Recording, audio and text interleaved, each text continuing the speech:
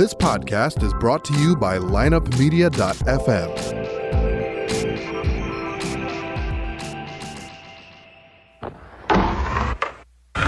Because if you can tell me what your habits are, I can tell you what sort of a person you are. I can tell you what your future looks like. But like I always say, life is 10% what happens to you, it's 90% what you do about it. The people who are most effective in the workplace believe that their future is going to be bigger than their past. When people don't believe that their future is going to be bigger than their past, they begin to disengage. You're listening to The Circuit of Success, a podcast dedicated to helping you achieve success in every facet of life. Only on the lineupmedia.fm podcast network. Now, your host, Brett Gilliland.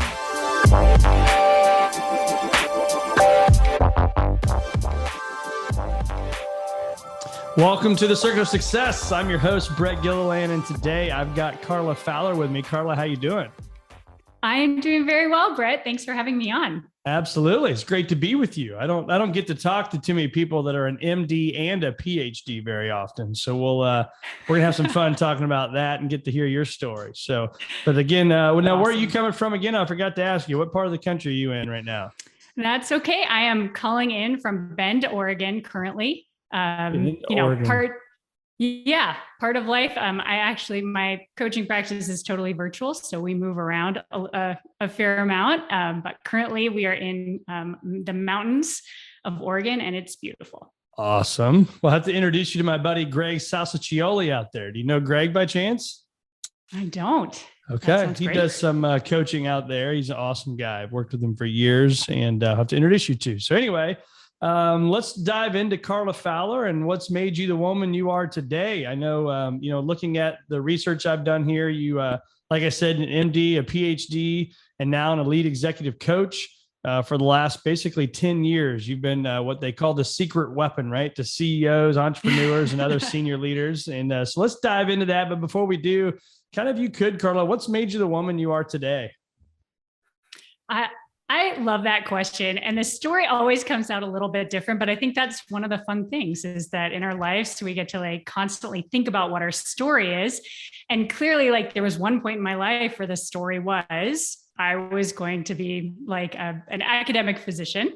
The story today is, I am a coach thinking about and studying about and helping people use performance science. So where did it start? I think early life, grew up in the Pacific Northwest, and really, I just have to say my parents were amazing. They took us backpacking. And when I'm talking about backpacking, I mean out in the wilderness for 10 days. There were three of us, and they would take us out. And there were three of us at one point, all but younger than the age of 7. So one kid's in a pack. The other two kids have to be walking because there's only room for one kid in the pack. Yeah. And, but I'm telling this story because I think that very early in life, there were just some situations you encounter where you realize that you cannot bully reality. Turns out if you're 5 and you don't want to be hiking anymore, but you are 3 days into the wilderness, your parents can't save you. They will tell you to keep walking. They might also slowly start to walk it down the trail without you to make sure that you come along. But I bring it up because I think I just had some experiences early on where it kind of has you realize that you are your own best lifeboat. And so things happen sometimes. You don't like the way they turn out, but really when you realize that with your own 2 feet, you can make progress, you can work through it. I think that's a really empowering sort of starting place. Yeah. I'm not saying that's what I was thinking when I was 5, but I have come to see it that way. Come to realize that. Yeah, right. But I think, growing up, I was always pretty interested in some of the physical activities. I had this amazing teacher who, she was a physical outdoor teacher, but she thought we were kind of, I think, getting soft. And so her whole premise and curriculum was around making us do really challenging stuff. So I'll give an example. She had us walk around Lake Washington, large lake in the Seattle area, and it's 55 miles, and we did it in 24 hours. And this was a bunch of like 10 and 11-year-olds. Like we just kept walking, and we walked from like 4 a.m. to like 4 a.m. the next morning. Wow. And you had to do it. Like everyone had to finish. You had to encourage each other. You had to just like find a way to like get that grit and really build it. So these were kind of some of the experiences that I had when I was young that I think definitely influenced kind of the whole path along the way. And there are certainly moments when, you know, at hour 23 of being awake in like a surgical residency where there was, and you've been on your feet the whole time, where you start to think, well, yeah, this is kind of like that time when we walked for 24 hours straight. And so this was kind of like early life in my family, in my growing up. And, you know, I ended up in medicine. The path kind of headed that way because I always liked math and science. I really liked the idea that you could solve things. And I think for me, like, that was a manifestation of that. Like, okay, there is a solution and you can ask questions, you can figure it out. And so I headed off to college, and I thought I would do engineering. And, you know, it's interesting that I picked that. I think I saw it as like, well, there aren't a lot of women engineers, or there are less. And so maybe that will be helpful in getting into college, you know, and getting into the program. I suspect it was, but I rapidly realized that, you know, I was more interested in people and what was going on with people, everyone around me, than I was in like circuits or building a bridge or doing some of that more kind of engineering work. And so I switched majors to focus on medicine. And it was really funny. And this, I think, was when I sort of put my finger on something else that often had been happening in my life, which was, so I wanted to switch majors, walked in to the dean of like pre-med folks. And I said, okay, you know, no one in my family is a doctor. I would like to go into medicine. How do I do that? And yeah, exactly. And he sort of looks at my transcript and he's like, this is after 1 year of college. And he's like, okay, so you've taken 2 semesters of physics, 2 semesters of inorganic chemistry, and 2 semesters of math, and, you know, 2 semesters of whatever were the only other classes, because you took 4 each semester. And he's like, you did that all in 1 year. And I was like, yeah, that's like a normal, you know, engineer schedule. And he was like, well, you're halfway done with the requirements for medicine. But I bring that up because I think often I didn't always have total clarity about where I was going, but something that I think an instinct I was following was this idea that if you can learn how to do things that are difficult, like if you see something difficult and it kind of scares you and you like lean into that and just say, okay, well, I'm just going to go learn how to do that, so I'm not afraid of it anymore. Even if you don't end up going in that direction, that kind of like know-how, being a person who knows how to take something that's challenging and somehow muddle your way through it, get through it, can be a really useful sort of life skill. And it often means, even when you transition, even if there's some change cost to that, that you can make some of those leaps. And so I think that was the case for me in making that transition. But so fast forward, you know, I'm starting to near the end of college. I'm thinking about applying to medical school. I've also like taken an interest in immunology because I took a class and I thought, wow, this is really going to be the future. So I don't know, like how familiar you are with like all the biotech stuff that's going on around like cancer immunotherapy and just. Yes. Okay. Yeah. I mean, I think here in St. Louis there's a huge landscape of people in that space. So I'm not an expert by any means, but I'm familiar with it.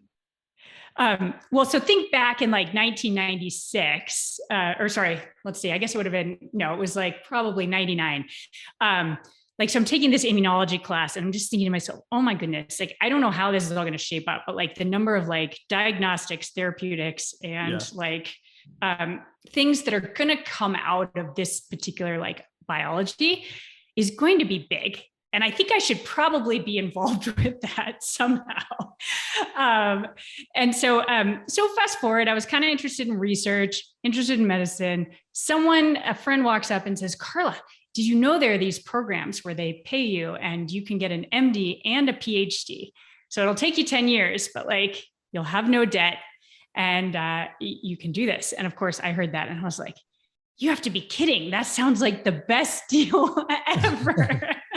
Like guaranteed job, you have a job and you get to like work on these challenging things that to me, I was like, oh, that sounds awesome. Of course, this friend was like, I think it sounds terrible. So they did not end up doing that deal. They went to med school and I'm sure are very successful now. So you did that. And so obviously you graduated then. So 10 years later, so I know you went to Brown University and you got your PhD at the University of Washington and then got your general study or general surgery at Stanford. So you've been to some amazing universities. So you spent that much time, energy, money, right? I would assume, for me, it was a head scratcher when we talked about being on the podcast. So here's an MD and a PhD, but now is the managing director and a founder of a company that's doing elite executive coaching. How do you change from that? I'm all in, right? I got these unbelievable degrees to now I'm an executive coach helping people all over the world. That transition is really one of the big pivots, I would say, of my life. In terms of like as you said, headed through medical school and PhD, I credit those activities to really teaching me how to think. And I think particularly how to think about unstructured problems, how to think outside a system. So academics, like some people had a terrible experience with them. I had a very good experience with them, but they do. And so for me, they provided sort of some train tracks, right? Yep. Like you kind of know what's expected, you do the test and that. And I think most of us know that actually a lot of life is really different from being outside of school. And so I think doing a PhD in science, one of the real parallels between that, I think, and moving out kind of into the business world where I'm working with executives was this idea of how do you think about an unstructured problem where there is a ton of uncertainty? You're going to have to figure it all out. There isn't a playbook to do your PhD. You have to pick a scientific problem that no one has really sort of sorted out. Not only that, but you sort of have to think about not just pick a problem, but you need to pick an interesting and important problem, ideally. Yeah. And I think the same is very true. Like there are so many parallels between, for example, entrepreneurship and science. And so even though I know these things sound really different, for me, there actually have been a ton of parallels in the kind of thinking that's necessary, the kind of mindsets and actions that are necessary, the kinds of things that even help you be successful. There's actually a ton of parallels. I obviously didn't know that at the time when I was doing my PhD, but I did know that, I had an advisor who I walked in and I was like, well, I think I could run this experiment and I could run this experiment. And he was like, Carla, why are you going to do that? And also you should try to not just take someone else's work and say, well, I could kind of clean up this part of it, or I could do a little bit of this over here. He's like, what's the thing that you want to do that's going to be your own big contribution? And I think you can see parallels of this everywhere. Like everyone's seen the business out there or the thing where they're like, well, I could do that just a little better. And so I'm going to start a company to do that thing just a little better. Generally speaking, that's not a great strategy in the sense of if there's a huge vacuum, you could be successful. But I find that it's often a better way to think of it to say, what is it that I want to start? What is it about? What's going to be most important and how can I generate those results? This comes up actually, as you're thinking and as I'm working with executives also, sometimes we all just get inundated with like all the things we could improve both maybe in the results we're producing, but also maybe even in ourselves, our own development. And I think it can actually be a huge sort of distraction, because it feels like so much and our attention is pulled in like all these different directions. Yeah.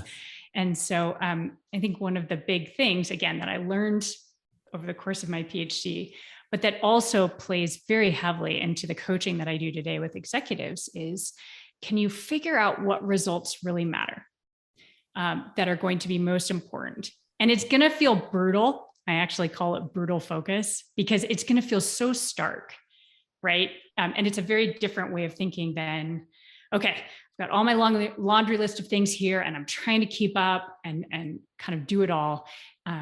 So it's a different kind of thinking, but it is something that can really unlock results in a way for a person who's already performing at a very high level. It can be something that really kind of unlocks and clarifies some things to bring them to the next level. Yeah.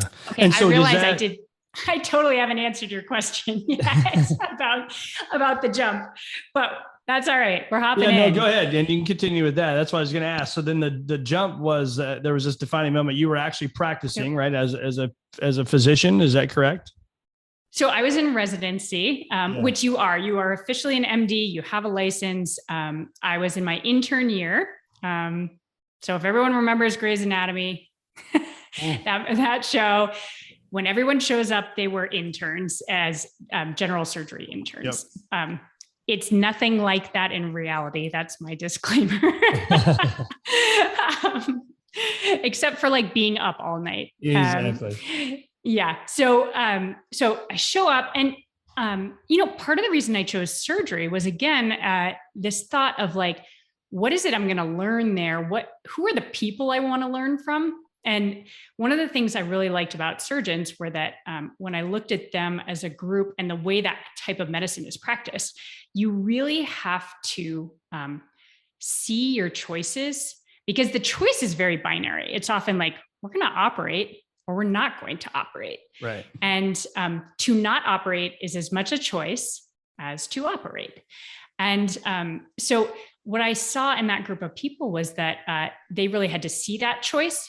They had to own whatever choice they made. And they often had to make that choice with not a complete set of data, which again is very parallel, I think, to the situation that many executives are in, where they're leading, they have to make a decision. You don't have perfect data. And there's probably even beyond the data you have, there's a ton of uncertainty. Right. So the surgeons were one of these places where the stakes are high. You have to make a choice, and then you got to own that choice. And then what there is to do is improve that choice over time. But I looked at that and I was like, I think that's really interesting. I also liked that there was a physical art to it, because again, I was a person who really liked the play between the mental and the physical in terms of performance. And so went off to surgery. And I will say this, during that year, I learned a lot of surgery. And I also learned very much that I think the biggest passion area for me, more than actually operating, like actually being a surgeon, really came back to thinking about performance and people. Because I'm surrounded by these really smart, high-performing people. It was the same when I was, doing my PhD. It's been the same on some of the sports teams that I've participated in for college and also post-college. And it's this moment where I was like, I think I've reached the point where to be good at this, it's going to take everything. It will be my one thing. And I think I've always been a person who wanted more than one thing. And so, and with that, when I thought, well, if you weren't this, what would you do? And I thought, the connecting thread through this entire story is that I have been interested in, you could even say sort of obsessed with thinking about how people do their best work. How do they reach their potential? How do they do it in a way that they thrive? I think there's a lot of high performance in surgery. I'm not sure that in medicine in general, people are thriving yet. And that is kind of a whole system of things. Sure. I just feel thankful every day that they're there. If you show up in the middle of the night and you need your appendix out, there's someone there to do that for you. Yeah. And so, major thanks for that. Yeah. So I think I realized that I needed to make a big pivot, and that what I really loved, even more than like surgery specifically or medicine specifically, was thinking about behaviorally about performance. And so this is one of those moments where you jump off. It's not necessarily a popular decision. Everyone is like, what are you doing? Yeah, I bet. And, but you kind of can see something, you have a vision for something. And so it was kind of my first independent, besides the PhD, it was like, okay, well, this is now my independent like project and challenge that I need to structure for myself. I wanted to design my practice. So I wanted to not just attend a coaching academy or certificate program and open put up a shingle. Yep. I actually wanted to use kind of my science background to say, how do I want to build this? What would really help high-level people who are and executives who are dealing with a lot of the same things I actually encountered through my kind of academic and medical pathway, but really help them level up and be able to reach ambitious goals that they were setting for themselves without like wringing themselves out in the process. So that's how that pivot happened. And we talked a little bit about the parallels along the way, but it was still a pretty big jump. Yeah, absolutely. Absolutely. It is. Anytime you invest that much time and energy into something and then just to totally change it. And to your point too, like people probably thought you were crazy. Like, what in the hell are you doing? You could make good money, be a doctor, make a big impact, but yeah, you got to follow your dreams and go do the things that we want to do, which is what I love to talk about, which is what we're going to dive into now. And so I've had a business coach for years, and I truly believe in them. I think it's a massive investment that people need to make in themselves, because you need a sounding board, right? I mean, I have my black journal everywhere I go with me. All my coaching meetings are in these over the years. Awesome. And I just think it's time for us as leaders and people, whether you're leading companies or leading just your household or leading yourself, we got to make that investment. So I just want to make that disclaimer that I fully believe in that. But what do you see are the biggest tools? Like, are there 3 or 4 or 5 tools that you use to help people achieve what you'll see in the back of our microphone here, and we'll talk about as a future grade than your past, that you can do with that? Mm-hmm. There are, and I think there's some different ways to think about tools. Like sometimes tools are a hack, and I do have some of those, but I think some of the biggest benefits that come from coaching, and this is how I coach, is really working on some of those fundamentals or first principles that then sometimes eliminate the need for a hack, eliminate a problem altogether. Yeah. And so I think that's the first thing, is sort of how I view things is, can you set up a foundation with someone for their goal, what they want to achieve, and what's going to be most important for that really then helps us say, okay, well, if we can see that very clearly, then we're in a position to say, what's really a problem and what's not a problem, right? What's a fire you can let burn? What's mess you can tolerate? And I bring up, you probably hear me using a lot of language about time. And a big piece of that is because I think many executives and many people of all sorts, I think, feel like life is busy. Maybe they want something. There's not enough time to get it. And I think this is just a common refrain. And then I think we also have a culture that's continually giving us inputs to say, well, I should do more. I should be doing that. I should be doing that. And this is true at the executive level, as well as just kind of for everybody out there. So I would say there are 3 lenses that I really use to kind of look through, and they're sort of topics of conversation that I use with my clients. And again, they can scale like up and down the stack in terms of for a situation, what's happening in this moment, this situation, but all the way to how does this impact your whole strategy, how you're thinking about things. So the first one, so the 3 things are brutal focus, learning to cultivate power, And the third one is relishing uncertainty. And so how I think about these are, number one, we already started to talk a little bit about this idea of brutal focus, which is, I think, helps ward off two mistakes that often happen for people when they're trying to improve their performance, or they have a goal that's really important to them, but they're feeling like it's been elusive, or it's just really challenging. So the two mistakes are that often people haven't really explicitly defined their goal. And this creates a couple different challenges. One is sometimes that means that the goalpost keeps moving. And so they're always burned out, and maybe they're doing a bunch of great stuff and making a lot of progress, but they're not really recognizing it. They're like, that's yesterday. I'm thinking about today. I call that like performance discounting. Sure. You discount your past performance, even if you totally rocked it. Yeah. But I think the other thing is that often, so they haven't explicitly defined what their goal is, which makes it really difficult to also then ask the question, okay, given that goal and like when it is and why I want it and what's important about it, it's really hard to figure out, if you haven't done that, what's most important.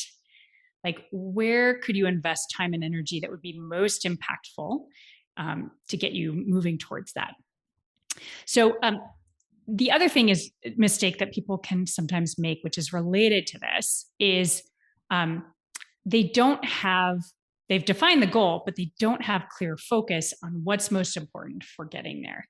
And so there's a couple different flavors. One is like they try and do it all.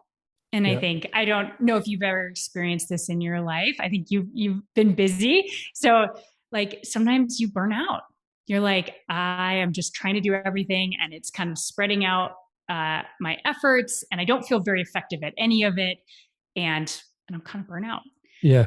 So I can interrupt you on that. So, I mean, I think that's a good point. I mean, I think that the burnout is real, right? I mean, especially for people they're trying to do so much in their lives, personally, professionally, just emotionally, intellectually, whatever it may be. But I think what I have found personally is breaking things down into almost 4 years, right? Into 1 year. That makes sense. And what I mean by that is 90-day calendar, right? So I focus on 90-day goals. So I'm in my, July 1 through September goal right now.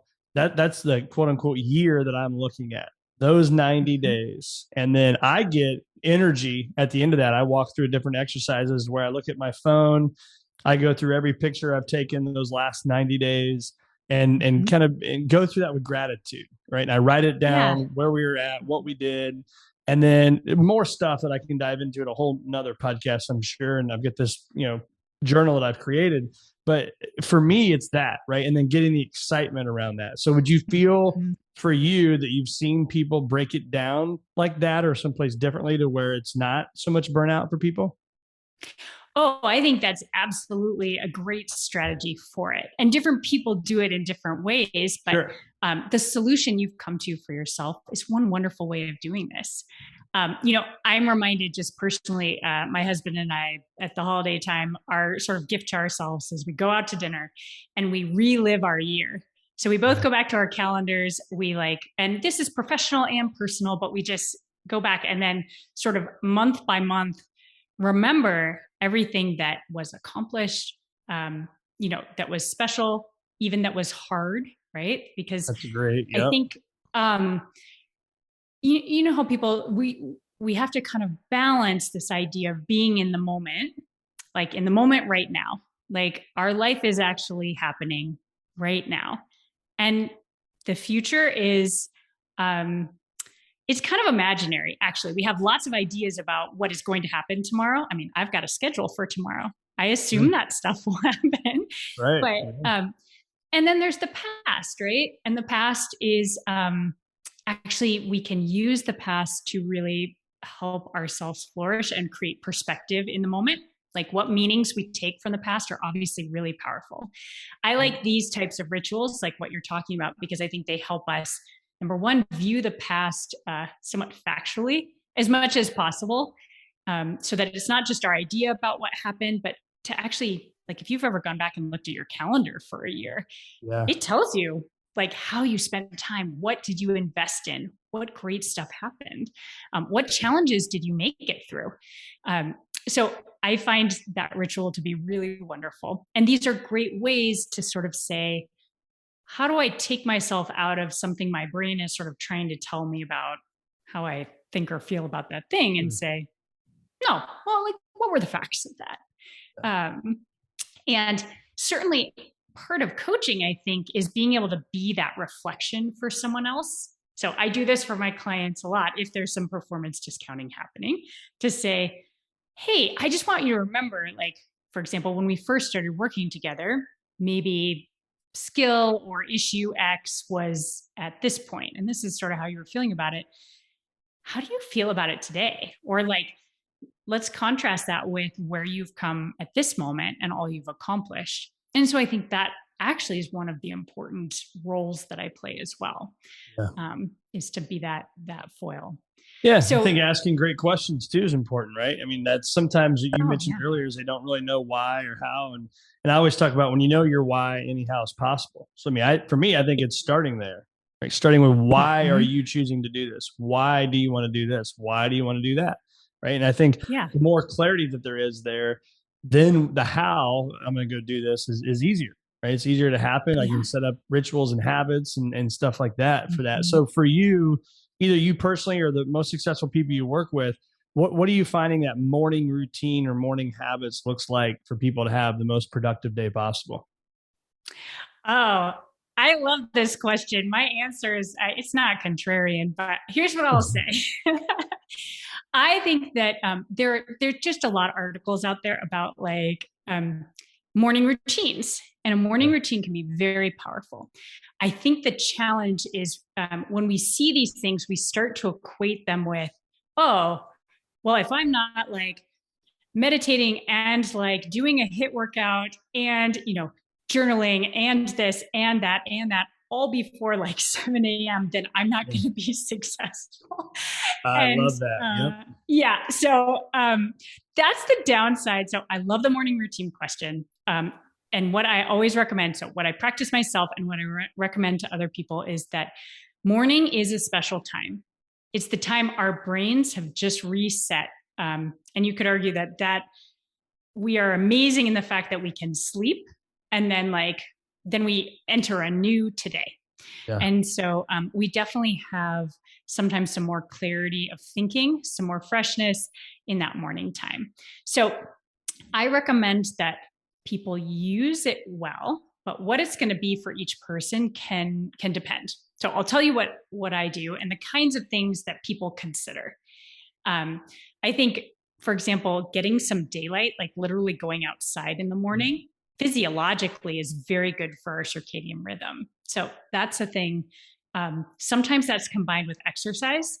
I like to, even for just 20 minutes, make sure that I've gotten outside. Sometimes it's just a walk, maybe with silence, maybe with music, kind of depends kind of what I'm looking for. Yeah.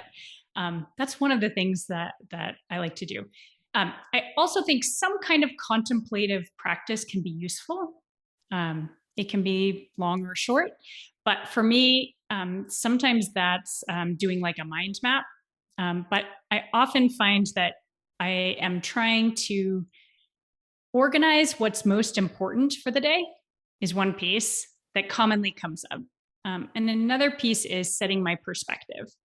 So I don't know if you've noticed, I don't know if you roll out of bed and have a feeling or a thought about a day, like, what's on your calendar. And sometimes you wake up and you might feel like, I am so excited about today. And sometimes you might think, I feel some sense, I don't know if it's worry, but I sort of, maybe it's dread, we get the full range.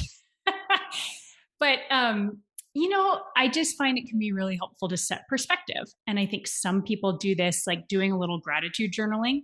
Like sometimes people find that a useful practice.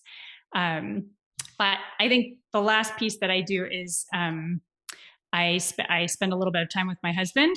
Like we just kind of check in with each other. Maybe we have an intellectual conversation about what the other person was thinking about. Or we just kind of talk about what needs to happen. But we just have, again, I think 20 minutes, just like a little bit of connection time.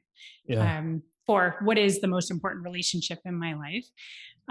And so those are some things that I do in that morning time. And I try, for me, I've really said, I often start coaching like at 8 a.m. So I'm not a person who necessarily wants to get up at like 5 to do a ton of stuff. So I found that those things work well for me.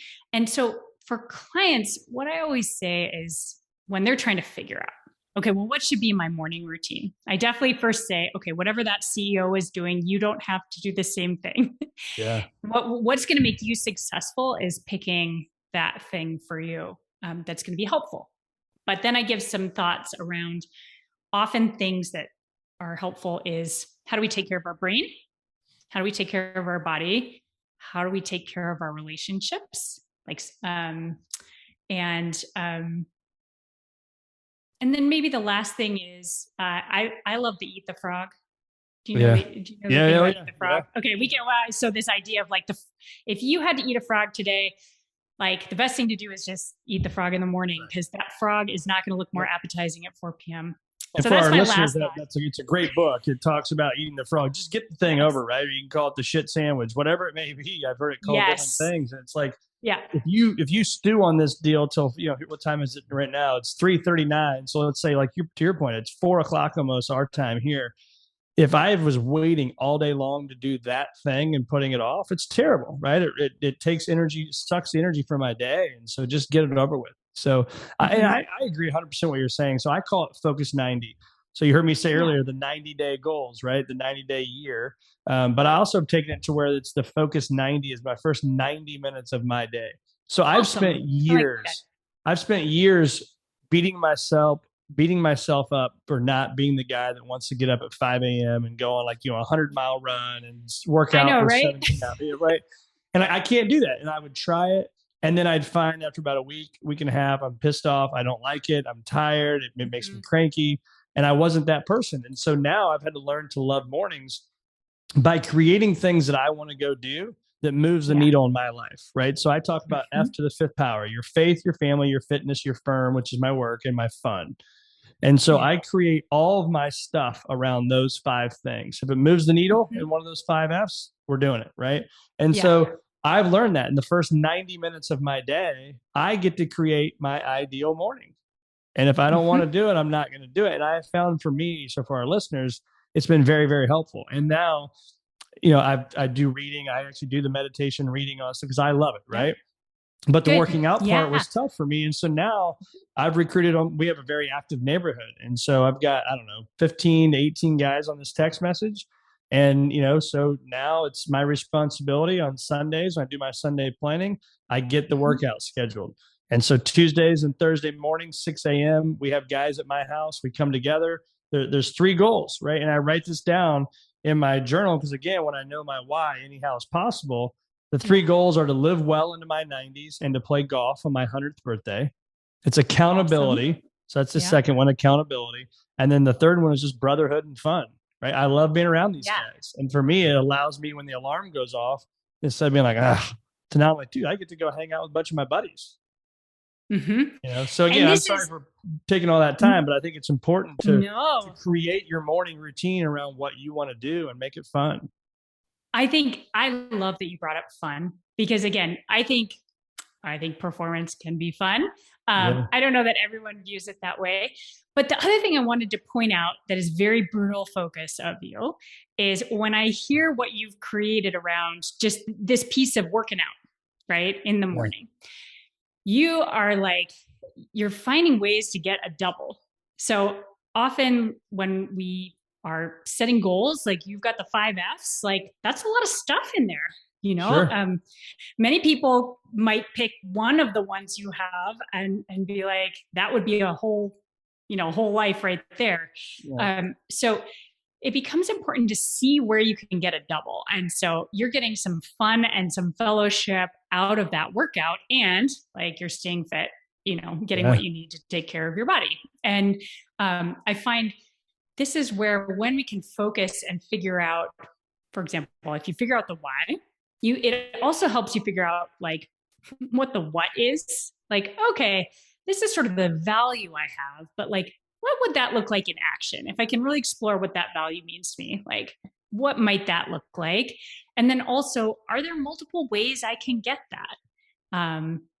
Or are there certain activities that actually might get me multiple of my values or might be an expression of multiple values? And I think this is one of the things that, again, when you start to look through a brutal focus lens and say, what is most important, we can start to be creative and find ways to help people do things like what you were doing.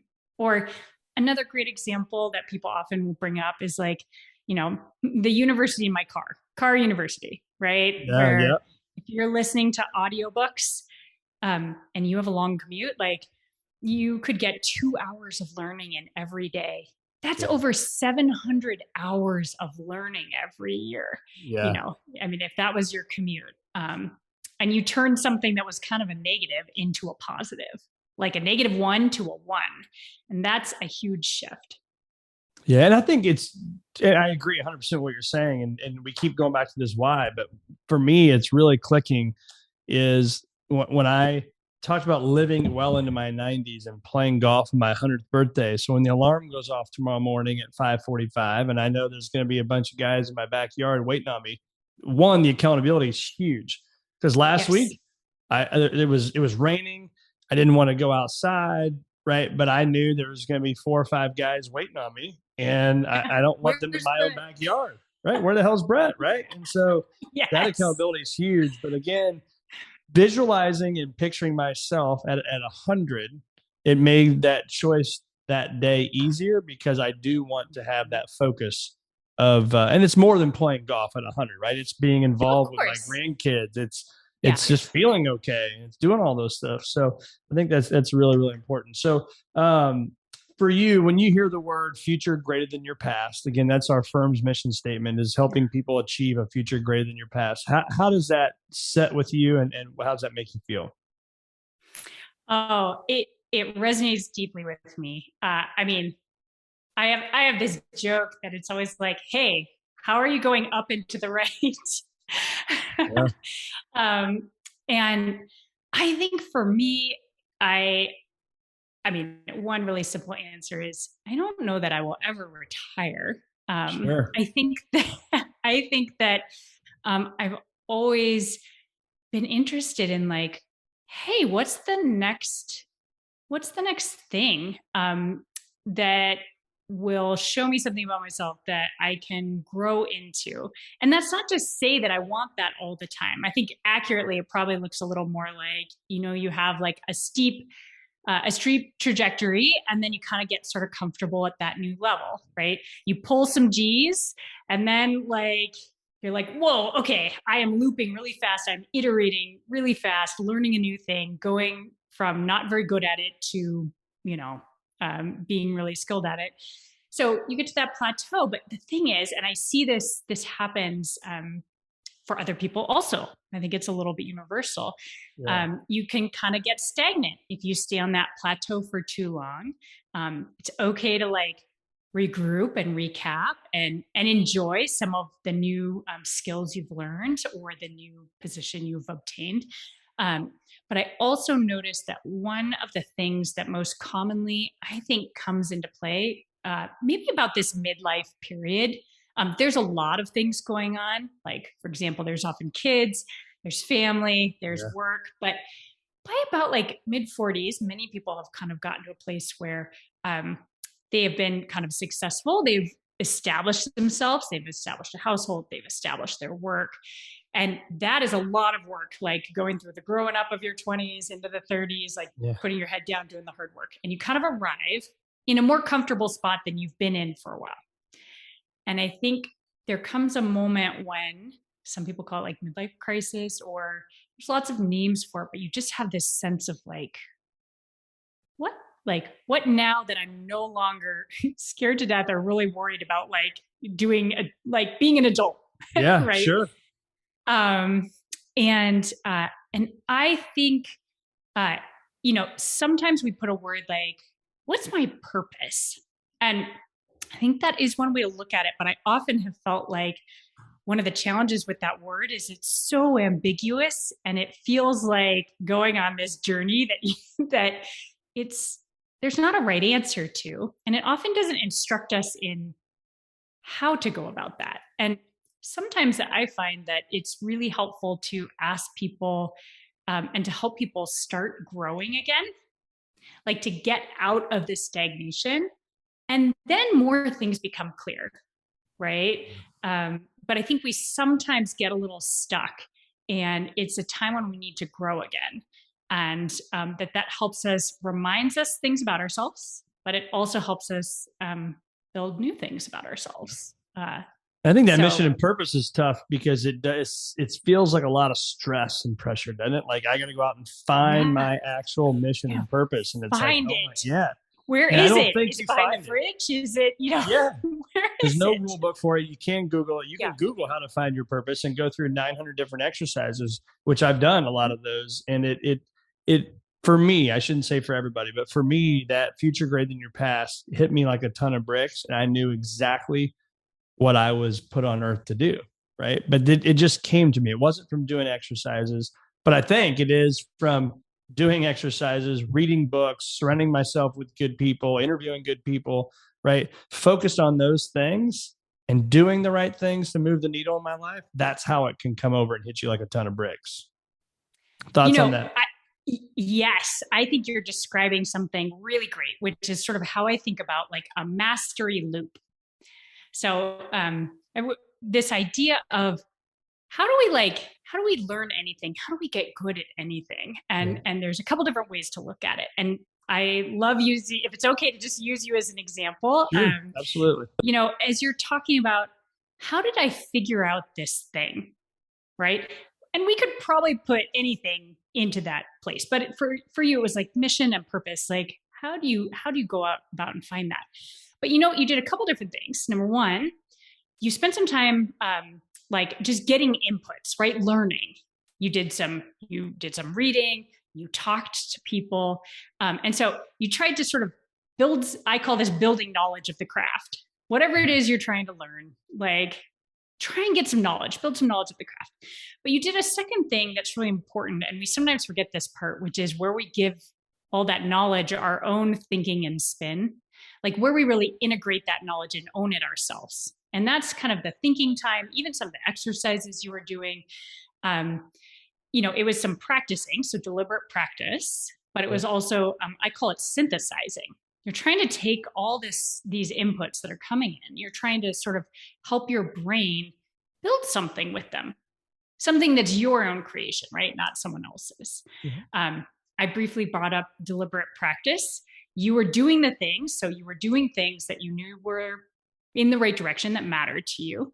And so really a step of the mastery loop is then doing some deliberate practice where you're really intentionally trying to say, what am I doing? And do I need to make a change to it? If so, I make that change and then I try it again.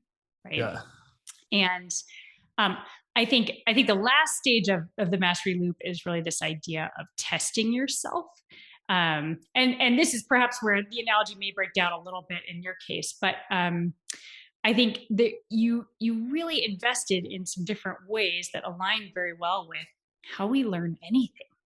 And so I am not surprised that you got to some clarity on it. Now, of course, it's not a direct line.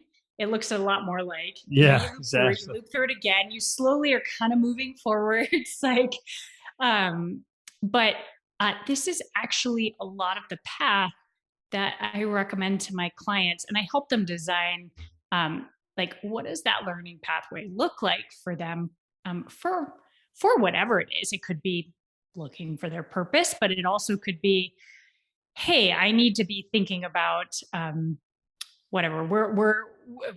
We're looking ahead to our FDA trials and bringing a product to market, and that's something I don't know a lot about. I haven't done that before. Okay. Like, let's talk about, but what's a process you can design and then run so that you don't let that uncertainty of the not knowing it just make you paralyzed. Yeah.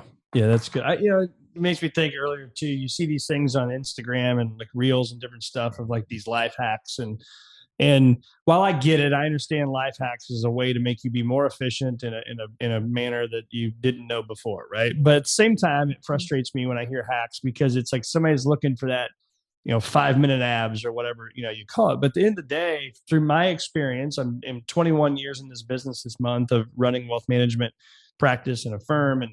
And there's been nothing, I shouldn't say, maybe there is. I have not really found too many things that I can say is a life hack other than just showing up every day and doing the work, right? That's the hack, You should right? name that. You should name that.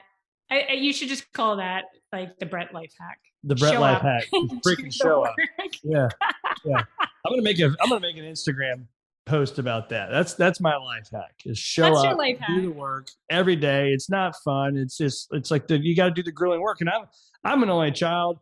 I didn't understand delayed gratification, and I've had to learn that, right? And Yeah. it's one of those things that you can't, the delayed gratification you have to learn to love over time, because it's absolutely 100% for anything that's worthwhile is going to take time, right? Raising a child, it takes time, right? And it's time in the relationship, it's time out of the relationship. And so anyway, last question for you here, Carla, is do you have like principles, like, these principles that you would say that from science to help you or help me or help anyone else achieve better or perform better? What would those be? Well, we talked about 3 of them. I guess we went in depth on brutal focus. Yep. The other 2 were cultivate power and relish uncertainty. Yep. Cultivate power, in short, is this idea that the results we produce matter, but in areas where it is more difficult to like measure absolute performance, which is much of business, frankly. In sports, it's generally easier to know who won and lost, but pretty much everything else is a little more tricky. So in areas where it is more difficult to measure, we need to make sure that the network, the people around us, are seeing our results and that our results matter from their perspective. So there's a couple ways this manifests. I really do think about and help clients think about, like, who knows about what you're doing? Do we need to help you raise your visibility? Do we need to think about network as an asset, right? Who knows what you're doing? Who knows you? Those things matter. So, and I bring that up because there are a lot of people who are very high performing and very good at what they do, and who think that that will be enough. But actually in the world, sometimes like that can be missed, and you wonder why you didn't get the promotion, or you didn't land the investor, or whatever it is. So that's one. The part about relishing uncertainty, I think we've talked a little bit about this, but it's this idea of that to do great things, as you pointed out, takes time, right? But if you put in time and you are consistent, then your results will compound over time and can be really incredible if you have that time. Yep. That being said, that is a faith play right there. I mean, when you have to be patient and keep doing the work, there's a lot of uncertainty involved in that. And so, but I think that is actually a lot of success stories when you hear about them. We don't usually hear about that long tail before the success part, the hockey stick. Yep. But there was a long tail. And I think during that period, you really have to know how to manage that uncertainty. And I always like to say, why manage it? Why not relish it? If there's some uncertainty, then you're probably doing something interesting and exciting.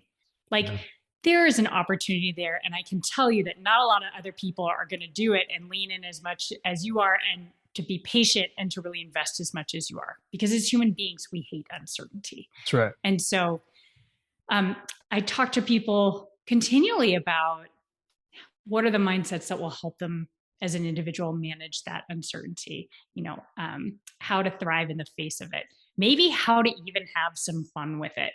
Because if there's uncertainty, then there is the potential that we can be surprised and delighted. Yeah. It's also possible that we can create a future that's even bigger than what we could imagine. So I guess as a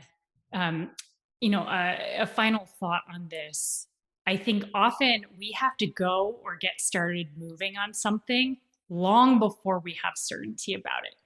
And also we have to do it, and it's going to be messy at the beginning. We're going to be learning. We're going to be in the early stages of that, but to not judge yourself or how it's going based on the fact that you don't have certainty and it doesn't look perfect. Because I think that most great things happened because someone was willing to do that and kept going. So that's kind of my final thought on that: relish uncertainty. Yeah. And I 100% agree. I mean, what we do is we bring advisors into our firm, and they've been in the business for 20, 30, 40 years. Right. And that they don't like the uncertainty. Like, are my clients going to come? Right. Are they going to come over? Are they going to do this? Are they going to do that? And then every single time, 36, 37 times, whatever it's been, they do. And everybody says, gosh, I wish I would have done this earlier.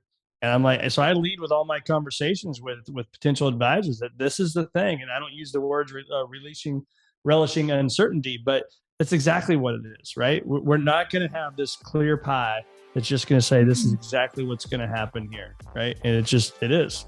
And so anyway, well, I appreciate the time today, Carla. This has been awesome having you on the Circuit of Success. And if you are ever in the St. Louis area, you give us a buzz. Awesome. Thank you so much, Brett. Tune in next week for another episode of The Circuit of Success with Brett Gilliland on the lineupmedia.fm podcast network. Subscribe to the show on iTunes, Google Play, Stitcher, and through our website, circuitofsuccess.com. Follow us on Facebook and Twitter, and email any questions to info@circuitofsuccess.com.